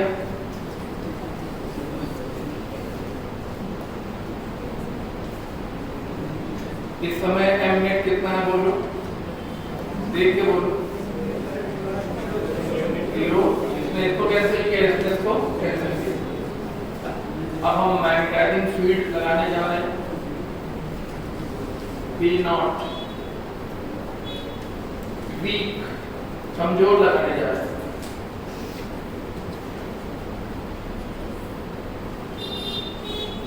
तो क्या देखने को मिला? कौन सी घटना देखने को मिली? नाम है displacement of boundary of domain. जो डोमेन B0 की दिशा में थे वो एक्सपेंड कर गए, जो बी नॉट की अपोजिट थे वो सिकुड़ गए और जो उनके परपेंडिकुलर थे उनके वॉल्यूम में कोई विशेष फर्क, हालांकि उनकी बाउंड्री उनकी भी शिफ्ट हुई पर उनके वॉल्यूम में विशेष फर्क नहीं पड़ा। ध्यान से सुनिएगा, कौन से डोमेन एक्सपेंड करेंगे जो बी नॉट की दिशा में होंगे और कौन से कॉन्ट्रैक्ट करेंगे जो उसके अपोजिट होंगे और कौन इसके वॉल्यूम में कोई खास फर्क नहीं पड़ेगा जो बिल्कुल परपेंडिकुलर होंगे, उनकी बाउंड्री भी शिफ्ट होंगी लेकिन उनके वॉल्यूम में कोई खास फर्क नहीं पड़ेगा। देखिए इसका इस घटना के दो नाम है। पहली बात growth of domain, growth of domain ये नाम बहुत पहले दे दिया गया था जबकि बाद में इसमें सुधार होना चाहिए था।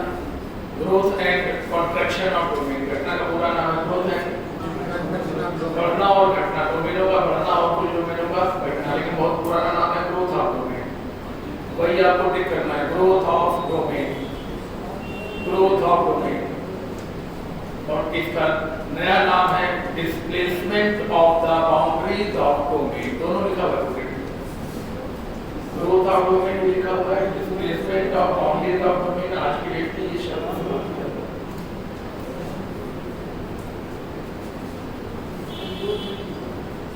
ग्रोथ शायद नहीं लिखा क्योंकि वो सही वर्ड भी नहीं है, लेकिन इसको कहा यही जाता है वाकई में ग्रोथ ऑफ डोमेन। लिखना चाहोगे तो नहीं, ग्रोथ एंड कॉन्ट्रैक्शन वर्ड किसी भी किताब में लिखा नहीं मिलेगा, मिलेगा तो ग्रोथ ऑफ डोमेन केवल।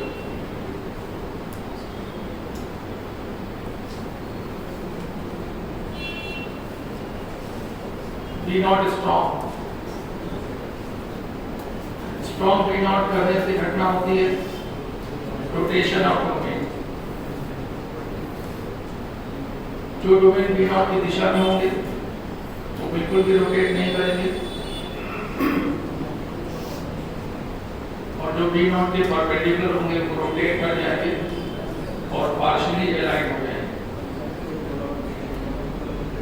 ये बिल्कुल भी रोटेट इसलिए नहीं करेंगे क्योंकि कोऑर्डिनेट बराबर होता है एम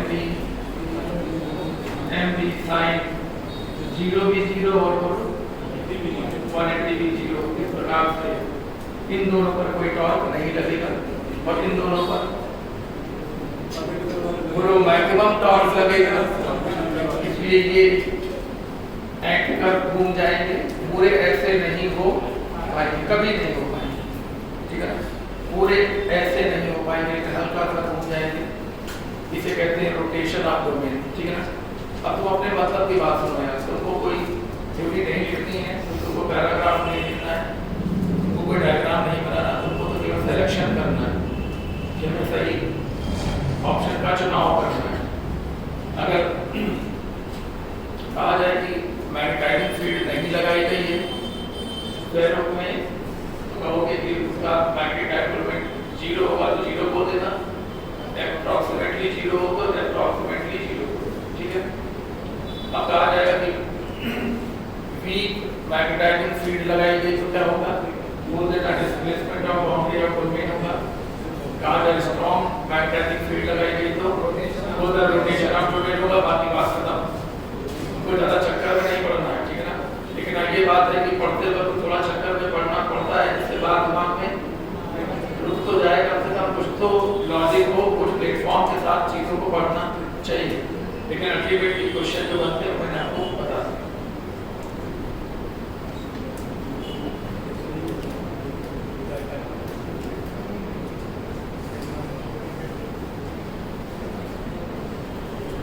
तो डाया पैरा और फेरो तीनों कंप्लीट हो गए।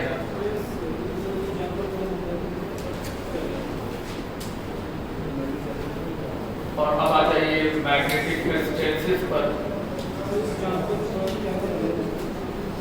एग्जाम्पल कौन सा चुनते हैं?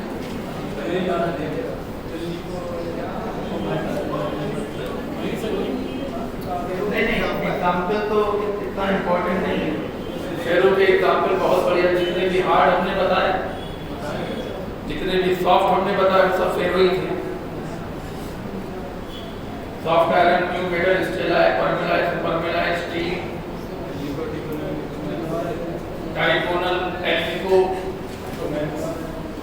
सब के सब फेरो, सब के सब फेरो, सॉफ्ट आयरन भी फेरो।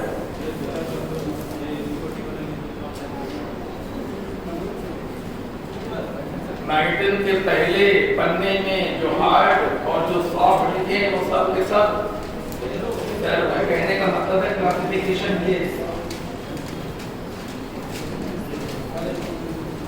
डाया, पैरा, बोलो, फेरो और फेरो में सॉफ्ट एंड हार्ड, ये कह रहे हैं। इसका क्लियर है? ये रियल क्लासिफिकेशन डाया, पैरा, फेरो और फेरो में सॉफ्ट और हार्ड।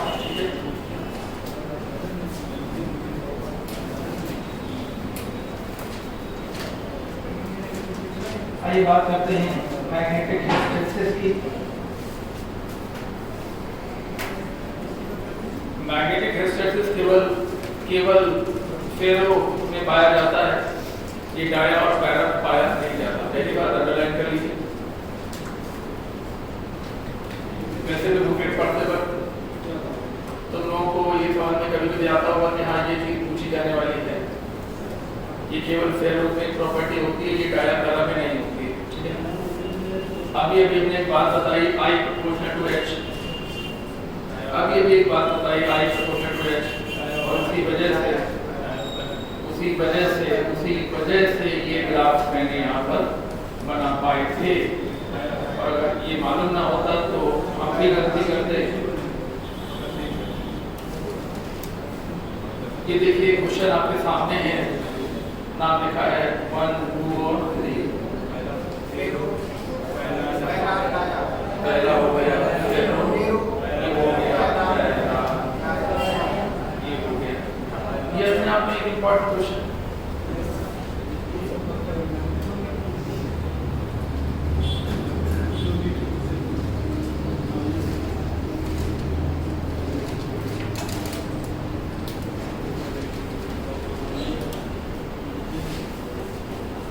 बना लो, फोटो कर लो, कुछ करना है कर लो।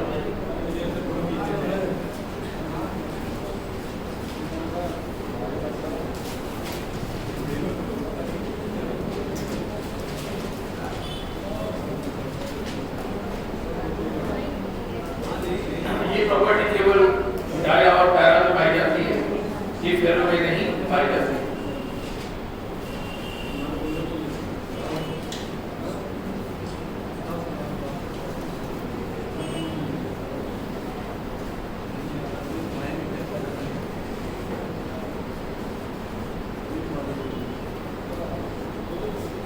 Not proportional to H.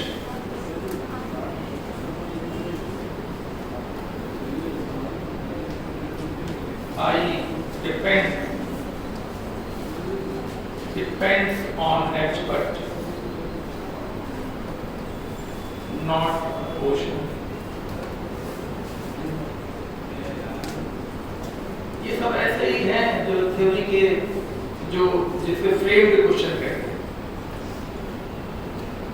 Dia para I proportional to H लिखा हुआ है, ये लिखा है for ferro I depends on H but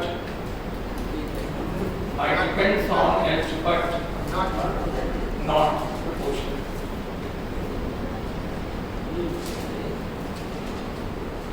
इसी आधार पर क्वेश्चन आपके सामने।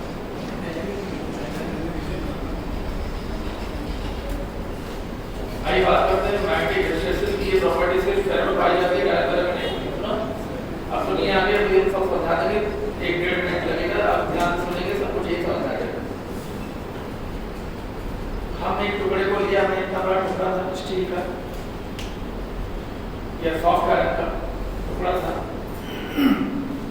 उसमें हमने बाहर से बी नॉट लगा दिया, अरे मैग्नेटाइजिंग लगा दिया, बी नॉट लगा दिया, एच लगा दिया,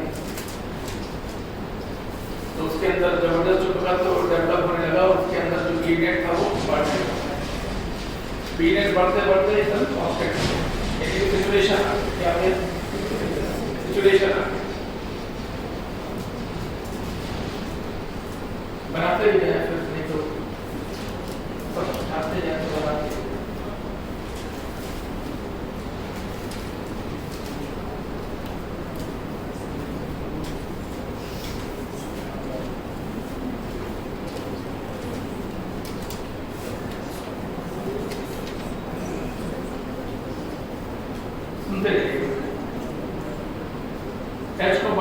वी नेट बढ़ने लगा और बढ़ते बढ़ते बिल्कुल अपने मैक्सिमम पर पहुंच गया और बढ़ने को तैयार नहीं है।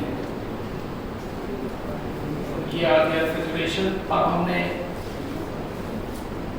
एच को कम करना स्टार्ट किया तो वी नेट भी कम होने लगा, लेकिन उसके कम होने की दर से वो कम,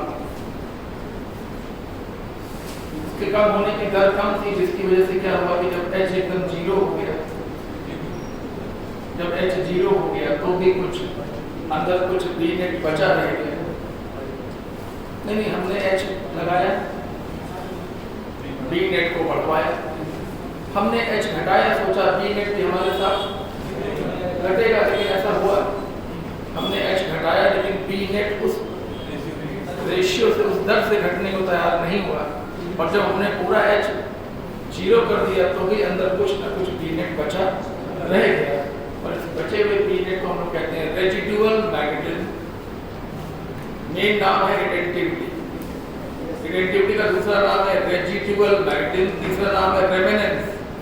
तीन नाम है। पहला नाम रिटेंटिविटी सबसे ज्यादा इस्तेमाल होता है, दूसरा नाम है रेजिडुअल मैग्नेटिज्म, बची खुचा चुपकत्व, रेजिडुअल बचा खुचा चुपकत्व, और तीसरा नाम है रेमेनेंस।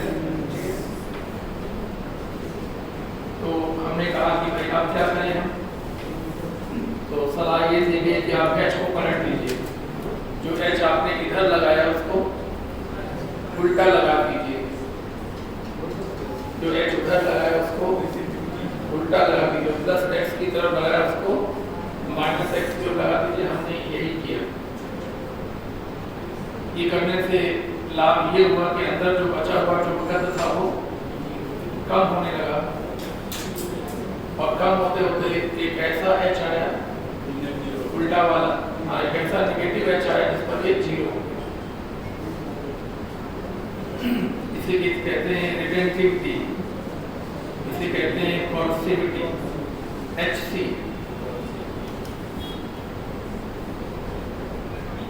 हाँ, ये बी रिटेंटिविटी, बचा हुआ बी, और कॉन्सिविटी। बस इतना है। इसके आगे क्या हुआ ये देखिए, ये वही प्रोसेस रिपीट हो गया। एक बार मैं आपको ये समझा देता हूँ कि कहाँ क्या हो रहा है।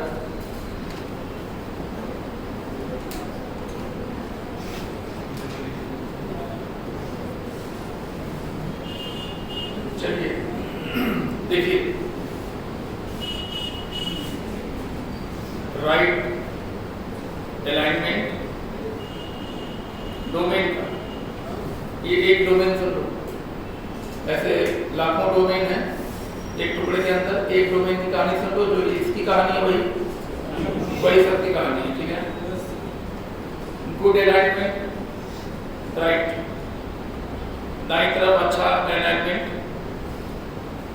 दाईं तरफ कम अलाइनमेंट, सारे डोमेन रेंडम। जब वी नेट हम जीरो दिखाएं तो चलो सारे डोमेन रेंडम, सारे डोमेन गुड राइट अलाइनमेंट, बोलो सारे domain right less alignment, less right alignment, random, बोलो।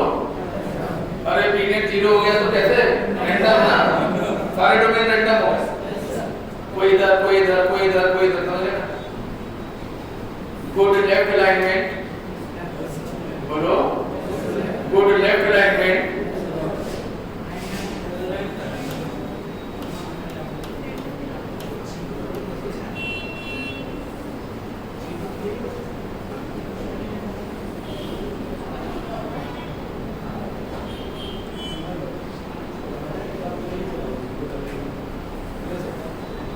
बता गुड लेफ्ट अलाइनमेंट सबका less left alignment, good left alignment, less left alignment, random, सब रेंडम होता है।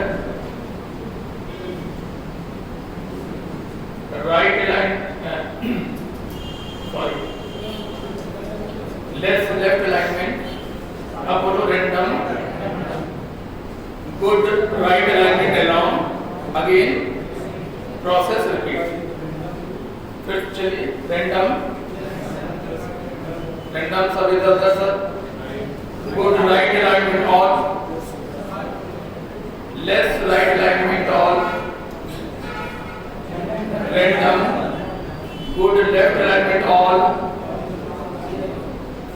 Less left alignment all, random good right alignment again. एक cycle पूरी हो गई, ठीक है ना। तो ये पूरा एक कंप्लीट साइकिल है। Good right alignment, less right alignment, random good left alignment, less left alignment, random good less right alignment, good right alignment. वहीं से चले थे, ठीक है ना। तो ये पूरी कंप्लीट साइकिल पूरी हो गई। यहाँ से अगर यहाँ से देखें तो ये साइकिल पूरी हो गई। ये प्रोसेस रिवर्सिबल है कि इरिवर्सिबल है?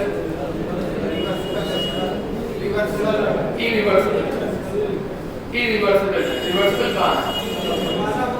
Cyclic but irreversible. क्या साइक्लिक बट रिवर्सिबल को होता है जो सेम पाथ पे वापस आता है। कोई भी थर्मोडायनामिक प्रोसेस कंप्लीटली रिवर्सिबल नहीं होता है। आइडिया की बात अलग है, जो कि प्रैक्टिकल में अप्लाई नहीं होता है।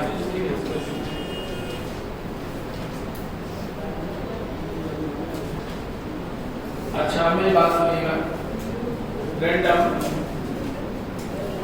Random good right alignment, less right alignment, random good left alignment, less left alignment, random good right alignment. तो यानी कि डोमेन बार बार ऐसे ऐसे होते हैं और इस प्रोसेस में एनर्जी का लॉस होता है। किस फॉर्म में होता है? हीट के फॉर्म में होता है। वो लॉस कैसे निकाला जाता है? ये जो एरिया आपको दिखाई पड़ रहा है, ये एरिया लॉस रिप्रेजेंट करता है, हाँ एनर्जी लॉस रिप्रेजेंट करता है। लेकिन कैसे? पर साइकिल पर यूनिट वॉल्यूम। किस फॉर्म में? हीट के फॉर्म में। ये देखिए, ये देखिए अंडरलाइन करिए। ये एरिया एनर्जी का लॉस शो करता है कैसे, कितनी देर में? एक सेकंड। देखो ना, यहाँ से शुरुआत करते हैं। ये एरिया एक साइकिल का loss per unit volume represent करता है। लॉस पर साइकिल पर यूनिट वॉल्यूम, ठीक है। बुकलेट में सब लिखा हुआ है, पर साइकिल पर यूनिट वॉल्यूम। कभी कभी क्या होता है कि IH एरिया दिया होता है। क्या दिया होता था? इसमें म्यू नॉट को गुणा कर दोगे तो क्या आ जाएगा? B net H area. समझ आ गया? ये SI और प्रीवियस में IH एरिया 4 पाई में गुणा कर देना। B नेट H एरिया आ जाएगा, लॉस आ जाएगा। तो बात समझेंगे। वो सवाल ऐसे हैं जिसमें IH लूप का एरिया दिया हुआ है, वो एरिया लॉस नहीं होगा। म्यू नॉट का गुणा करना पड़ेगा या 4 पाई का गुणा करना पड़ेगा। अगर ये मीटर स्क्वायर में है, अगर ये मीटर स्क्वायर में है तो म्यू नॉट का गुणा करो, लॉस आ जाएगा जूल में। और अगर ये सेंटीमीटर स्क्वायर दिया है तो 4 पाई गुणा करो, लॉस आ जाएगा आर में। कुछ नहीं आ रहा। अरे IH लूप का एरिया लॉस नहीं होता है, B नेट H लूप का एरिया लॉस होता है। तो अगर ये दिया है तो मीटर स्क्वायर यूनिट गुणा करो तो लॉस आ जाएगा किसमें? जूल में। अगर ये दिया है सेंटीमीटर स्क्वायर में 4 5 गुणा करो तो लॉस आ जाएगा आर्ग में, ठीक है ना। तो बाद में आर्ग में 10 टू द पावर -5 पर गुणा कर देना तो रूट में कन्वर्ट कर देना, ठीक है। इन दो बातों का ध्यान रखना।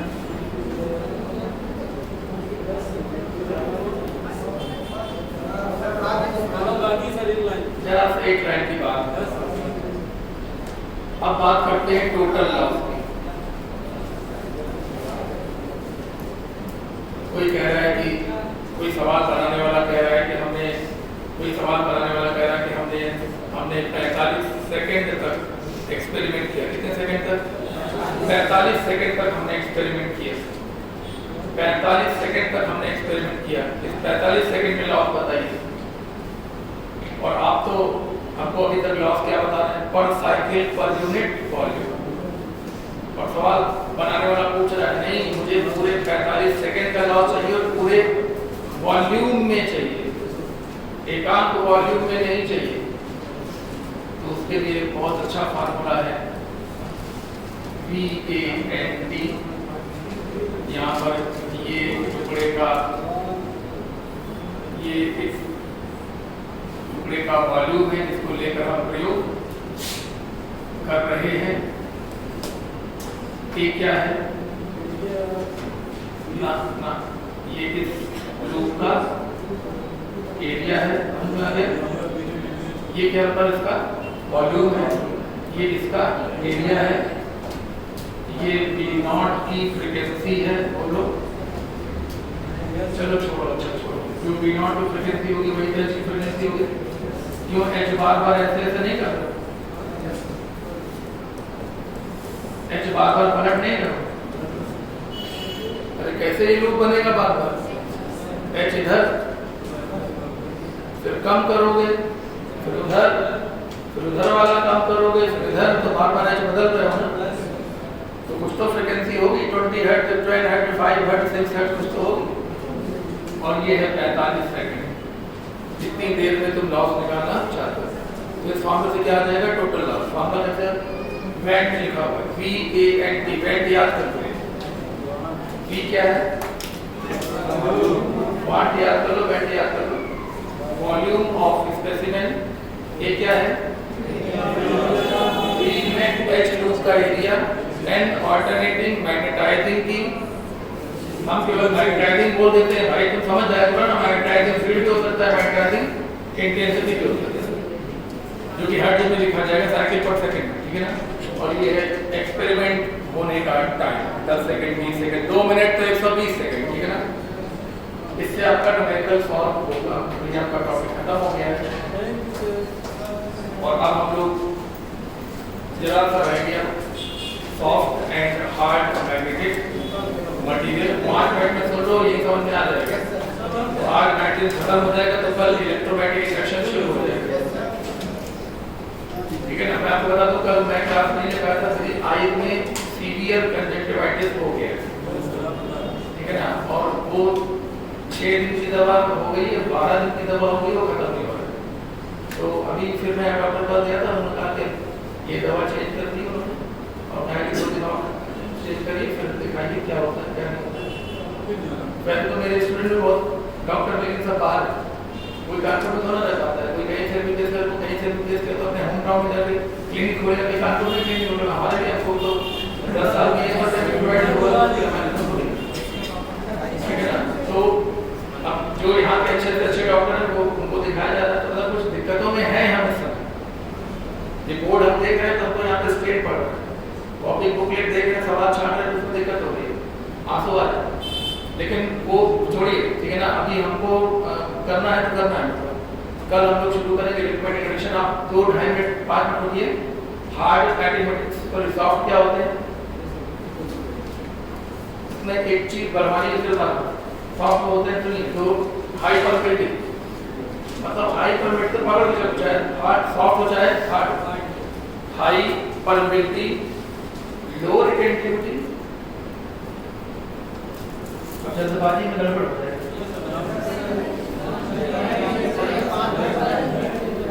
अच्छा केवल सॉफ्ट हो, केवल सॉफ्ट।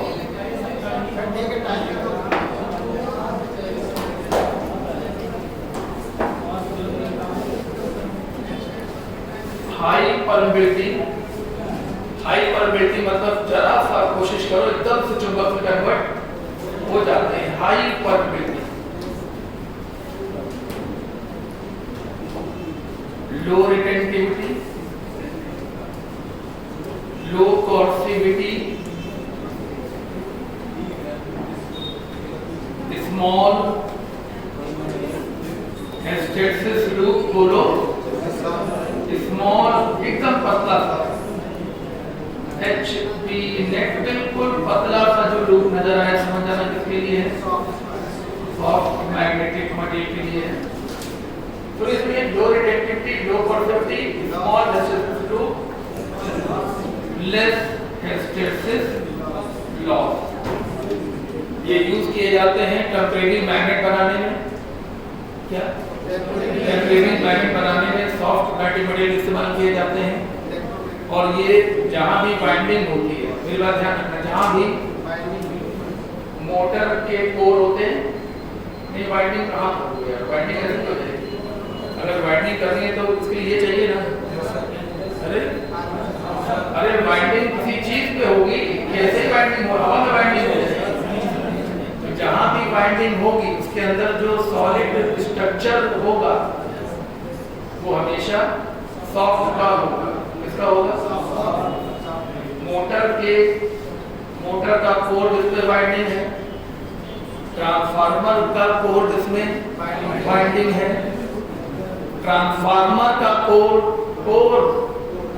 इसको आर्मेचर कहते हैं, जिसमें बाइंडिंग है, जितने भी कोर होते हैं वो सब सॉफ्ट मैग्नेटिक मटेरियल यानी कि सॉफ्ट आयरन से बनाए जाते हैं। एक विशेष बात low retentivity but for soft iron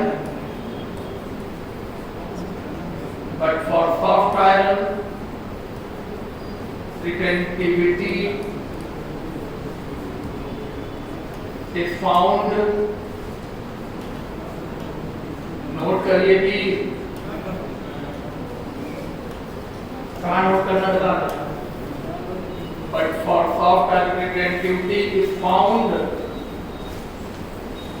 high, यानी कि सॉफ्ट आयरन के लिए, बोलो सॉफ्ट आयरन के लिए ये डायग्राम है, ये देखिए, ये कॉर्सिविटी लो।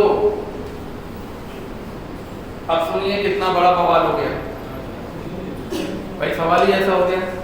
सॉफ्ट देखिए, सॉफ्ट मैग्नेटिक मटेरियल प्रॉपर्टी बोलो, हाई परमेबिलिटी, नहीं मैंने सॉफ्ट नहीं बोला, मैंने बोला soft magnetic material, high permeability, low retentivity, low coercivity, small hysteresis loop, small hysteresis loss. लेकिन अब मामला बता दें इसमें सॉफ्ट आयरन।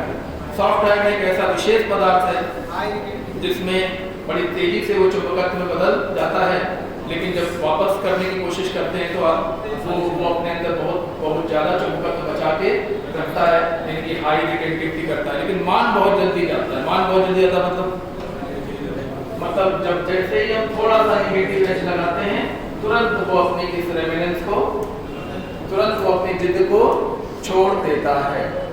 तो एक जनरल सॉफ्ट मैग्नेटिक मटेरियल में बोलोगे high permeability, low retentivity, low कॉर्सिविटी, ठीक है ना। लेकिन जब बात आई किसकी बोलो, सॉफ्ट आयरन की, तो क्या बोलोगे? हाई परमेबिलिटी, हाई रिटेंटिविटी, बाकी low coercivity, small hysteresis loop, small hysteresis loss. ये आपको ये चीज पढ़ानी है जो मैंने यहाँ पे लिखी है, बाकी हम कल डिस्कस करेंगे।